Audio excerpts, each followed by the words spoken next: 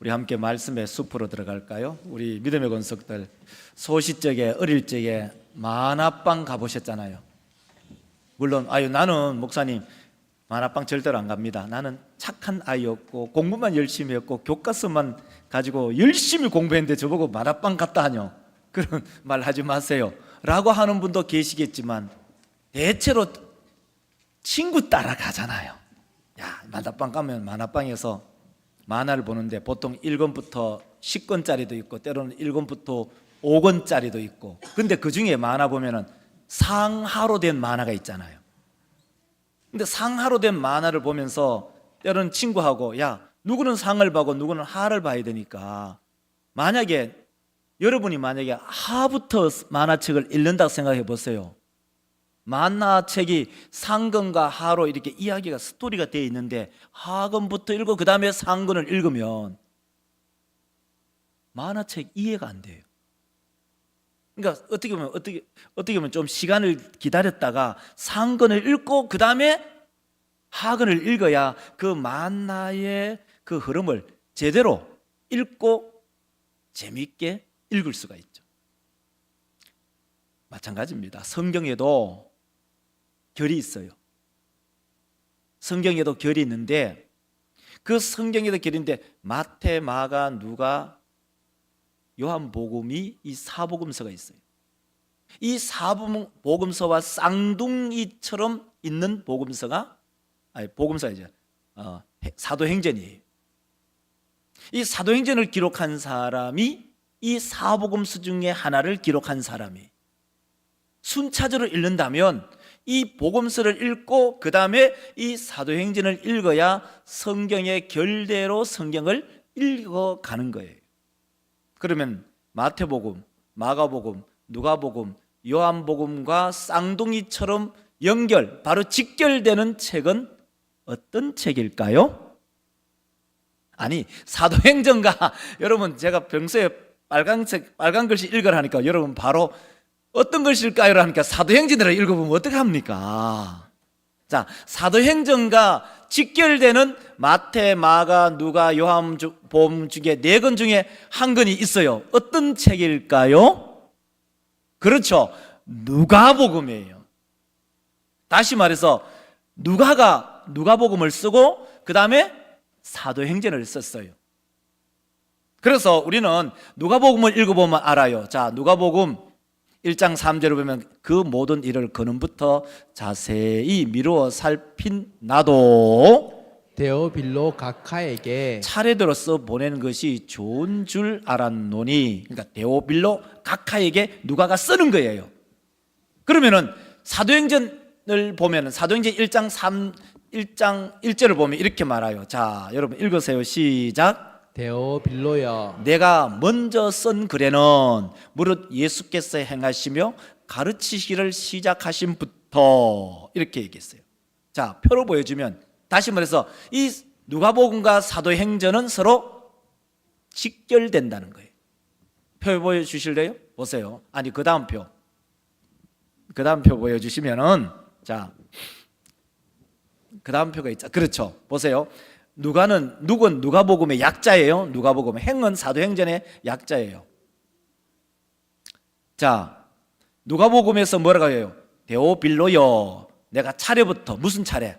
예수의 탄생, 예수의 12살 때, 예수의 사역, 그 다음에 예수의 고난, 예수의 죽음, 예수의 십자가, 예수의 부활, 차례대로 쫙 썼습니다. 그리고 사도행전에 또 얘기하는 1장 1절에 데오빌로여, 데오빌로 각하여 이 말이에요. 먼저 쓴 글에는, 그 먼저 쓴 글이 어떤 글이죠? 자, 먼저 쓴 글이 어떤 글이죠? 자, 따라하세요. 누가복음. 그렇구나. 누가복음하고 사도행전은 직결이 되는구나. 왜? 같은 저자가 썼기 때문에. 근데 그 사이에 뭐가 있어요? 요한복음. 마태, 마가, 누가, 요한복음이 끼어 있으니까 우리는 늘 성경 읽을 때 그래 있잖아요.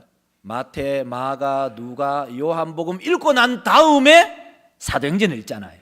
근데 실질적으로 이렇게 읽는 그런 결을 따라서 읽는다면 누가복음을 읽고 난 다음에 사도행전을 바로 읽는 것이 상하를 읽는 것과 똑같다는 거예요. 여러분 깨달아지시면은 아멘. 아멘. 성경이 그렇게 직결되는구나 하는 것을 알 수가 있어요. 자, 그래서 오늘 본문 말씀을 가지고 제목을 이렇게 잡았어요. 부활 그 이후. 지난주 우리 부활절 지냈잖아요. 우리가 부활절을 지내기 전에 뭐죠? 예수의 고난, 그리고 십자가의 죽으심, 고난 주간을 다 보내고 난 다음에 부활절 지내고 난 이후에 그 이후에 뭐 어떻게 됐다는 거예요? 그러면 제자들은 어떻게 부활절 이후에 살아가야 하는가에 대해서 오늘 이 사도행전이 우리 가운데 들려주고 있어요. 왜? 누가가 예수의 생애를 다 얘기했고 그 다음에 부활 이후에 어떤 일이 있었는가를 이 사도행전이 우리 가운데 들려주고 있기 때문이에요. 자, 우리 믿음의 권속들, 오늘 본문 말씀을 가지고 첫 번째로, 제자는요 예수의 증인입니다. 제자는 예수의 증인입니다. 제자는 그럼 누굴까요? 제자는 예수의 삶을 배우고 예수의 말씀을 배우고 예수의 명령을 지키는 그 사람들을 가리켜서 제자 마데테스라고 얘기하죠. 그러면 증인은 누굴까요? 그 예수의 삶과 그 사상과 예수의 행적을 나타내고 증거하는 사람, 전달하는 사람이 증인이죠. 여러분 따라할까요? 제자는 증인입니다. 증인입니다. 그렇구나. 예수의 제자는 예수의 증인이구나. 그러면은 예수께서는 살아생전에 누가복음 24장 48절에 이렇게 말했어요. 자, 이제 누가복음 24장 같으면 마태, 마가, 누가복음은 최고 마지막 장이에요. 최고 마지막 장. 예수가 부활하신 이후에 이 말씀을 하시는 거예요. 자, 보세요. 너희는 이 모든 일의 증인이라. 너희는 이 모든 일의 증인이다. 제자들, 너희는 이 모든 일이 뭘까요? 예수의 태어나심, 예수의 사역, 예수의 고난, 예수의 십자가 죽음, 예수의 부활, 이 모든 일에 너희들은 증인이다. 예수께서 그렇게 말씀하셨어요. 자, 그래서 누가복음 24장 46절 보면 이렇게 말하죠. 또 이르시되 이같이 그리스도가 고난을 받고 고난 받은 것의 증인이야. 두 번째, 제3일에 죽은 자 가운데서 살아날 것과 또 다음에 세 번째 47절 가세요. 자, 또 그의 이름으로 죄 사함을 받게 하는 회개가 예루살렘에서 시작하여 모든 족속에게 전파될 것이 기록되었으니. 제자는 증인이에요. 증인은 예수의 행한 일을 증거하는 거예요. 어떤 것을 증거하죠? 그 첫째, 바로 예수의 고난, 예수의 십자가, 예수의 부활, 그 다음에 예수의 이름으로 제사함을 받음. 그렇구나. 증인은요, 자, 여러분 제가 증인하면 여러분 착착 한 개씩 읽어보세요. 자, 증인, 그리스도 고난, 증인, 그리스도 고난의 죽음, 증인, 그리스도 부활, 증인. 예수 이름으로 죄 사함. 이것을 전달하는 사람이 증인이구나. 우리 믿음의 성도들. 그래서 누가는 다시 사도행전에서 데오빌로요라고 말하면서 1장 3절에 이렇게 얘기해요. 보세요. 그가 고난 받으신 후에 또한 그들에게 확실한 많은 증거로 이 살아계심을 나타내사 40일 동안 그들에게 보이시며 하나님 나라의 일을 말씀하시니라. 이 말씀이 뭐예요? 다시 데오빌로에게 전에 내가 글을 먼저 쓴 글이 있었고 또 다시 글을 쓰는데 또 글을 집약해서 쓰는 거예요. 요약해서. 예수는요 고난 받으신다. 그리고 그는 십자가에 죽으셨고 그는 친히 살아나셨다. 그리고 이 누가가 사도행전에서 더 증인의 이야기를 덧붙여요. 그것은 뭐냐? 그것은 사도행전 1장 9절과 10절 뒤로 넘겨주세요. 9절 10절 보세요. 이 말씀을 마치시고 그들이 보는데 올려져 가시니 구름이 그를 가리어 보이지 않게 하더라. 11절 이르되 갈릴리 사람들아 어찌하여 서서 하늘을 쳐다보느냐? 너희 가운데 하늘로 올려지신 이 예수는 하늘로 가심을 본 그대로 오시리라 하였느니라. 여러분 이제 전체적으로 머리에 쫙 정리를 하십시오.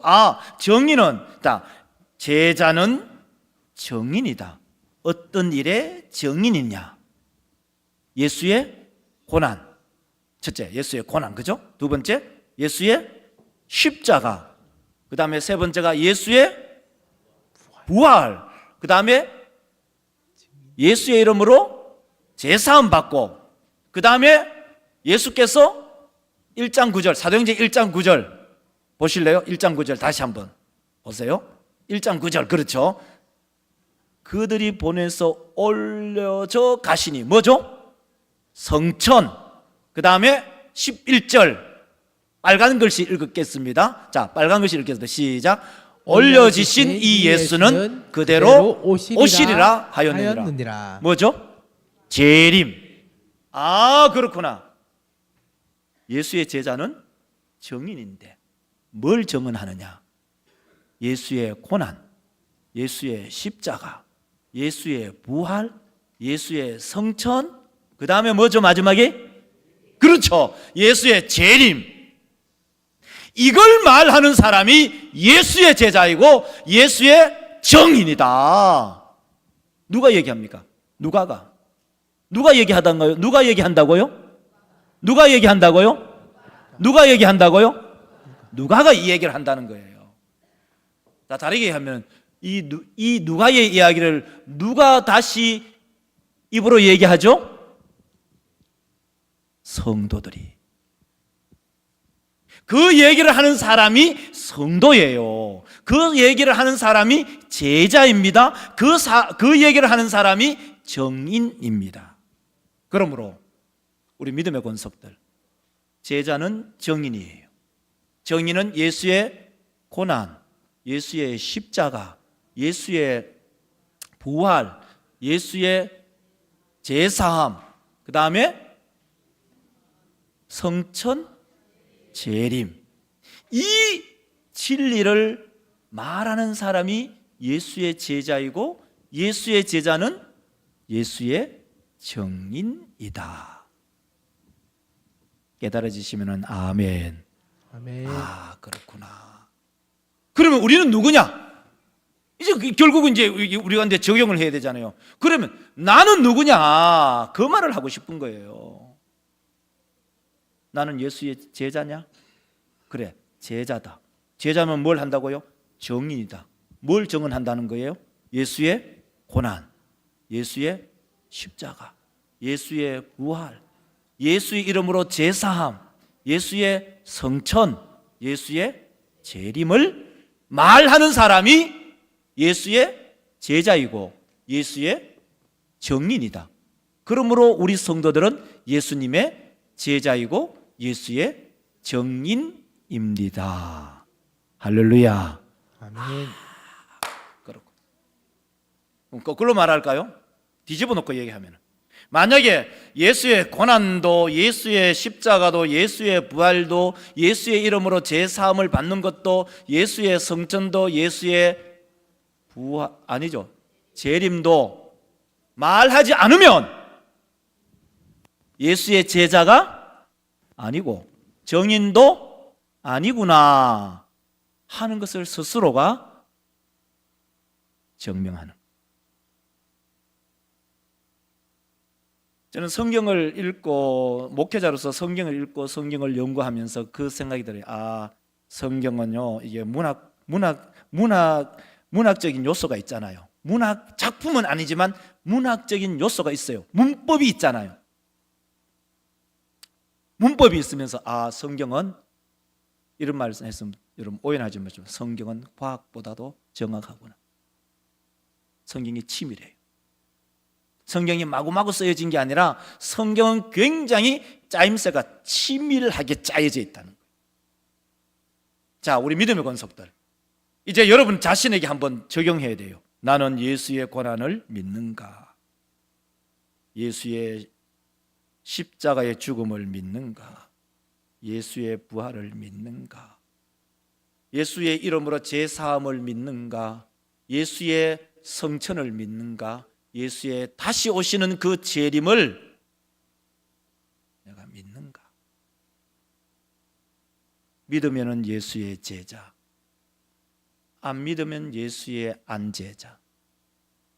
우리 모든 믿음의 성도들, 이 말씀을 기억하면서 예수의 제자의 삶을 살아가는 우리 모든 믿음의 권속들이 되시기를 주의 이름으로 축원합니다. 아멘. 두 번째로, 그러면 정인이 되기 위해서는 반드시 필요한 것이 있어요. 그게 뭘까요?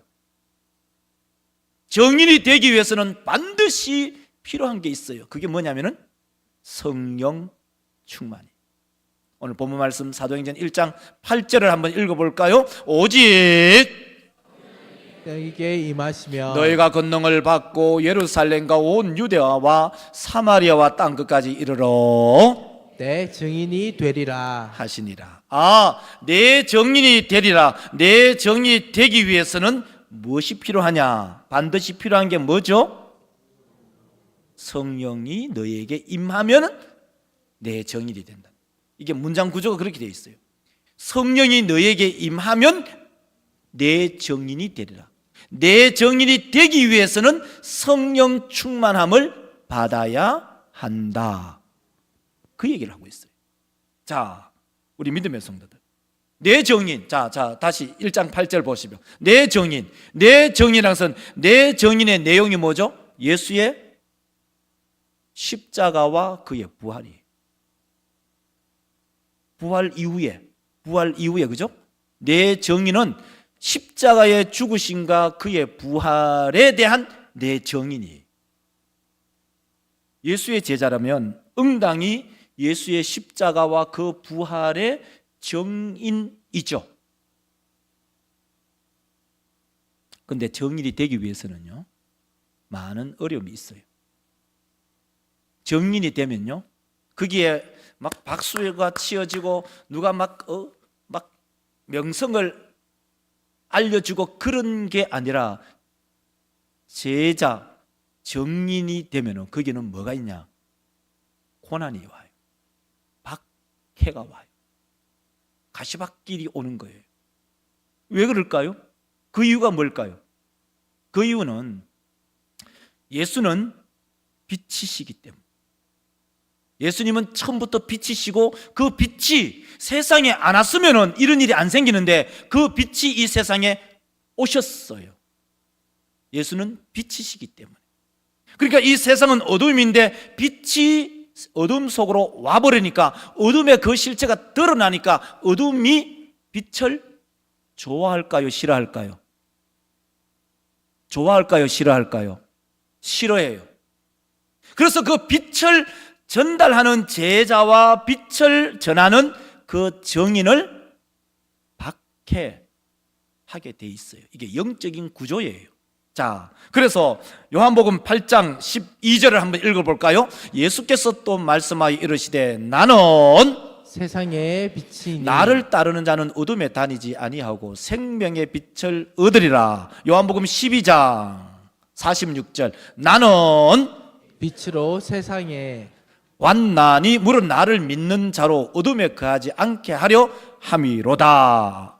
여러분 이해하시겠죠? 예수는 뭐라고요? 예수는 뭐라고요?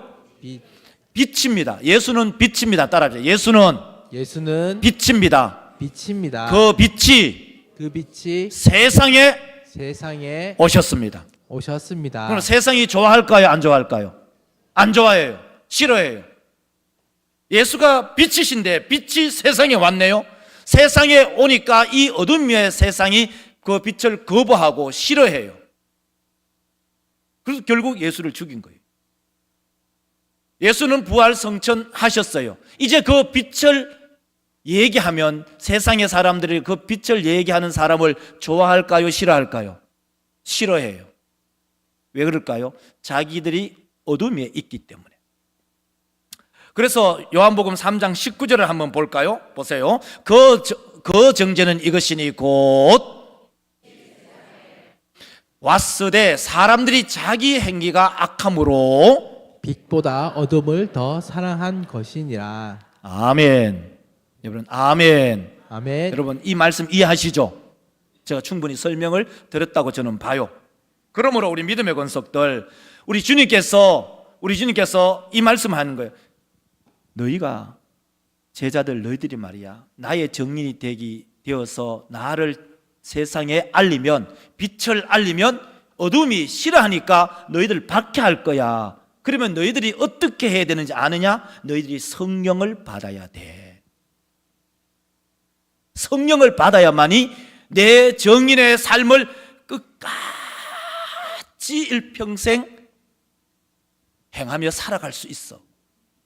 성령을 받지 않으면은 그 일은 잠시 잠깐 한 번, 두 번 할 수가 있지만 끝까지 할 수는 없단다.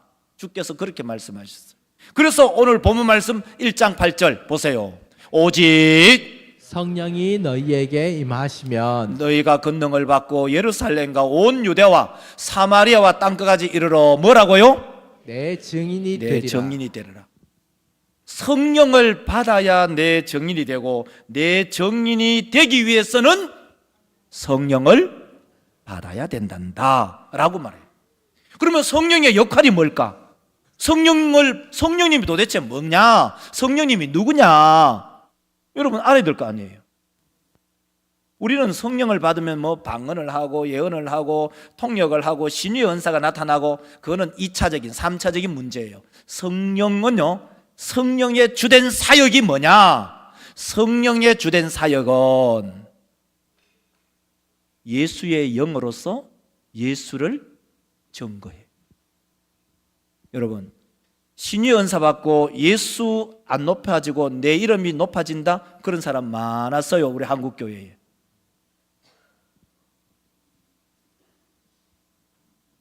성령 받았다고 얘기하면서 방언하는데 예수 증거하지 않으면 그거 의미 없어요. 성령은 누구라고요? 성령은, 잠깐 따라합시다.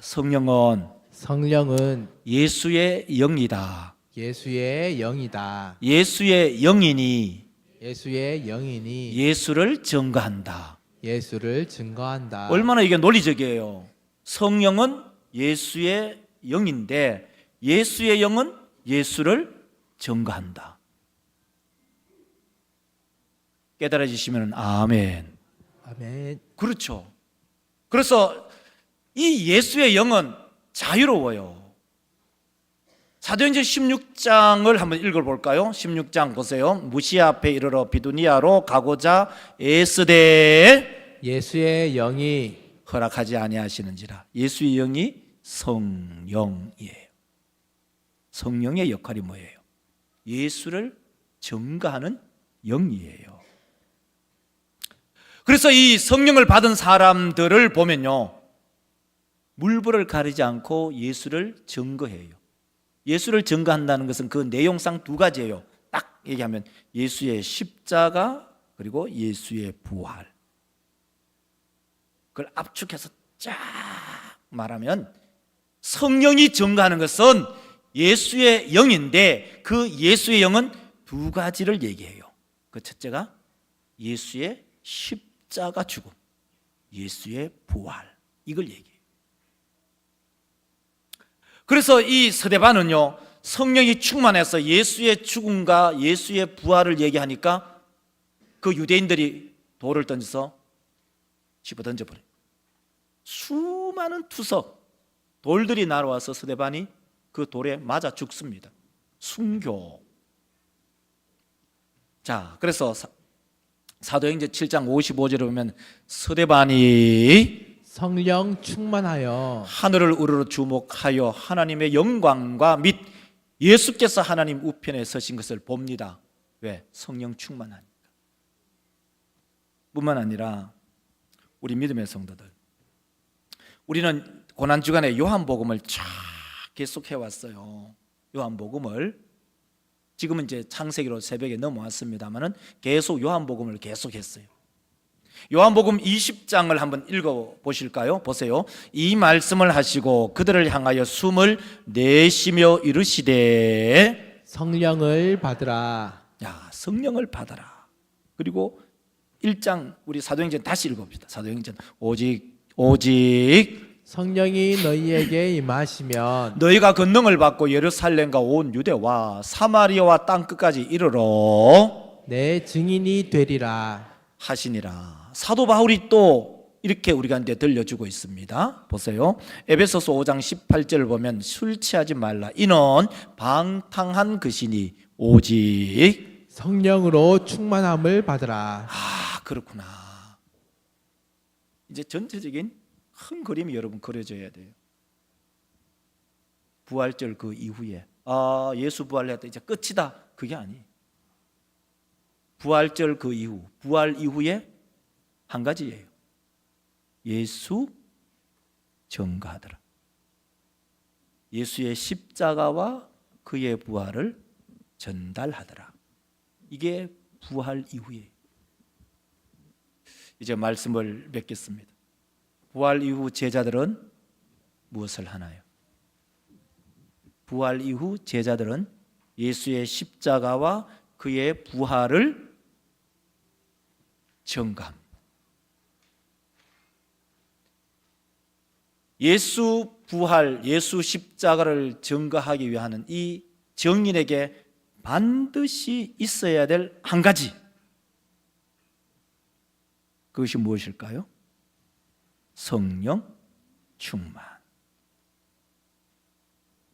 이 성령 충만이 있지 않으면 예수 죽음, 예수 십자가, 예수 부활 전가할 수 없습니다. 왜죠? 세상은 어둠이고 예수는 빛인데 빛을 자꾸 얘기하면 어둠은 빛을 싫어하니까 그 빛을 얘기하는 사람을 박해, 핍박하게 돼 있어요. 그 박해와 핍박을 받으면서 계속적으로 예수 십자가, 예수 부활을 전가할 수 있는 원동력이 뭐냐? 그 힘의 원천이 뭐냐? 성령 충만이다. 이제 4월 26일이죠. 4월 26일에 우리는 새생명 작정을 합니다. 새생명 작정을 하죠.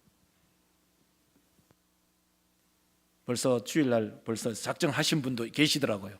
막 글을 막 쓰고 계신 분도 계시던데 4월 26일에 여러분 기도하시면서 준비하십시오. 4월 26일까지 오늘이 오늘 12일 그러면 보름 2주 남았군요. 2주. 그날 당일 내줘서 당일날 적으라 하면 여러분 황당스럽잖아요. 당황스럽잖아요. 그래서 2주 전 같으면 충분하지 않을까? 저는 생각했어요. 여러분 오늘 말씀을 기억하면서 부활 그 이후 주께서 제자들에게 말씀하셨어요. 성령 받아라. 왜? 예수 증거해야 되니까. 이 말씀이 우리 주님께서 제자들에게 말씀하신 것처럼 오늘 이 아침에 성령 하나님께서 예수의 영이 우리 모든 믿음의 권속들의 심령에 말씀하심을 받으시기를 주의 이름으로 축원합니다. 아멘. 기도합시다.